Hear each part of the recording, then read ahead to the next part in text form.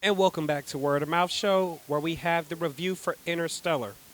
Interstellar was directed by Christopher Nolan, the Great, also starring Matthew McConaughey, Anne Hathaway, Jessica Chastain, and Michael Caine, one of his favorite go-to actors, obviously.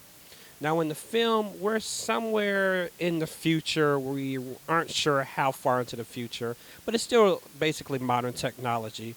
The world has basically ran out of the resources that we normally depend on, crops, a lot of food we've run out of. And Matthew McConaughey basically plays a pilot who's turned into a farmer. He's asked back to pilot a spacecraft so that they can find a new planet for the people of Earth to inhabit, one that may have the resources that we need to survive. This is action. This is sci-fi. This is beyond our time. If I may tell you, it's that far ahead. This is going to be a great acting, just stellar acting, man. The acting here is stellar. Matthew McConaughey, he's wowed me. He's earned my respect. He's definitely stepped it up a notch. All acting was good. Plot was great. It's really a scary plot, man. This could really happen. So yeah, I'm gonna have to go ahead and say this was a great film. But let's go ahead. I got some guests, and they're gonna talk a little bit about it. That's coming up next. Welcome back to Word of Mouth Show. I actually have two special guests here. Consider them like family, brother and sister. I brought them along with me to see the movie Interstellar. And someone has a birthday. Is your birthday coming up? It's my birthday tomorrow. I'll be 32. That's awesome. Time. 32 years old. I wasn't going to say it, but, Okay, so y'all just saw Interstellar. I got to know. What did you think? It's awesome. I love Matthew McConaughey, so I had to come see it. However, the movie in itself is awesome. It really is. Thumbs up. Thumbs up. Thumbs up. Thumbs up. John, what'd you think? Awesome movie, man. Interstellar. And it's funny because it had a lot to do with time travel, too. You can't go back in time. You are 32. It's confirmed. This is the 10th anniversary of my 22nd birthday. It's okay. It's time. It is time. But it's the 10th. Awesome movie. Awesome movie. Okay. If you had to tell me your favorite part without giving any spoilers, we don't want to let them know. What was your favorite part of the movie? Why? There was a lot of interaction with his daughter, and I really love that. I'm a family person. I have two kids of my own, so to see that interaction, I really enjoyed that. And the time concept, I know I can't give away anything, the time concept that was linked to that, I really love that. I really love that. John, favorite part? Why? Actually, I have one favorite part. I thought it was well put together, though. I mean, the way they started it off, no spoiling, right?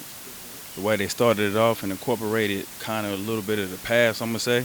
I'm going to just say that, with the future, and then the future with the past. Good storyline, very good storyline, very well pieced together. Okay, all right. So, would you recommend this to others? And I need a grade. We do A as awesome, F is not so awesome. Would you recommend it? And what is your grade for the movie? I give the movie an A, not just because, A is for Amber, but because it was awesome. Really good movie. I would definitely recommend it. I would. B plus. B plus, simply because, it was an awesome movie, but A. There's always room for improvement, but I was not expecting. It was 3 hours, but it was worth it. It was worth it, and I was not expecting what I saw. So I took something from it. You learn from it. Time. I gotta agree. Time was a factor, but we'll be back. I'm gonna come with the review. Thank you, Amber. Thank you, John, for seeing the movie. Also, give me your thoughts, and I'll be right back. And thank you again to my brother and sister, John and Amber. And Amber, hope you have a great birthday on behalf of the Word of Mouth Show. Now, on to the review for Interstellar. Acting, floored. Everyone performed well. This was great acting. The plot, this is again, it's a little scary because it's so close to being real. You imagine, is this something that we may have to face? But the plot is going to be really good, real interesting. Nolan always has movies that are so finely detailed and they're just so real. They're not really mystical. They're based off technology and science, and he makes them feel like these things could really happen. So the plot was definitely great, and this is really entertaining. I will say the downside to this movie is it is 3 hours legit, like 3 hours, not including previews. This is 3 hours. But I will say, without giving you any spoiler, I'd say about halfway into the movie, you're going to get a pleasant surprise. And this pleasant surprise will kind of jolt you back into focus if you're fading. At the time, I was kind of just fading. Like, okay, this kind of hit a dry moment. I'm waiting, and then boom, you get hit with this surprise. And I was alert for the remainder of the movie. Great job on it. This is a great film from Nolan. He always does great. I'm kind of modeling this with Inception. Which one is better? I'm not sure yet. I'm still working on that. Overall, I have to rate this movie. I think I'm gonna go with my boy John. This is really a legit B plus. Acting was good. It was action. It was sci-fi.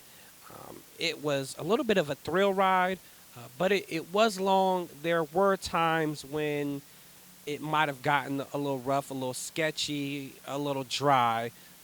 But then that was really just setting up for intense and big moments. So we needed them, but you can't deny, they were just a little dry, and they didn't really serve much of an entertainment value, or it wasn't much focus on the entertainment side of it. But again, B plus. This was a great movie, and I can't wait to see what Nolan does next, because I'm telling you, he just is not missing. Well, that's going to be it for this episode of Word of Mouth Show. Me and Ice will come back next. We'll have another host, and we're going to be reviewing Jim Carrey's Dumb and Dumber 2, T.O. I guess that's just supposed to be the little dumb irony of it. Haha, we get it. That's coming up next. Again, I am your host, Montrel. Subscribe, like, comment, follow the moves, and we'll come back to you next week. Y'all have a good one.